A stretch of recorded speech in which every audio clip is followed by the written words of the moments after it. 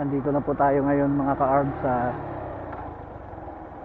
yung landslide na parte ng kalsada rito sa Tubungan Igbas Road. Malapit dito sa may barangay Bakan, sakop ng bayan ng Tubungan. At ito na po siya ngayon. Natapos na din yatang magawa kasi meron na mga support ang gilid ng kalsada. Matagal-tagal din bago na tapos to gawin. Dito tayo kukuha ng footage bandaw kasi against the sunlight kanina, against the light.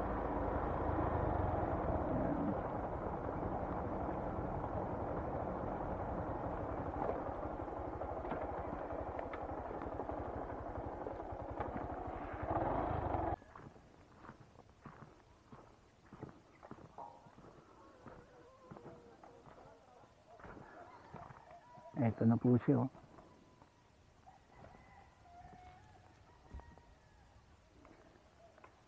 Matagal-tagal din na paggawa ang mga ilang inabot din yata ng taon bago natapos to ng mahigit pa taon. Kasi yun dun parte na landslide yun dyan gumuho. Tapos ang ginawa nila, naglagay ng harang layer by layer.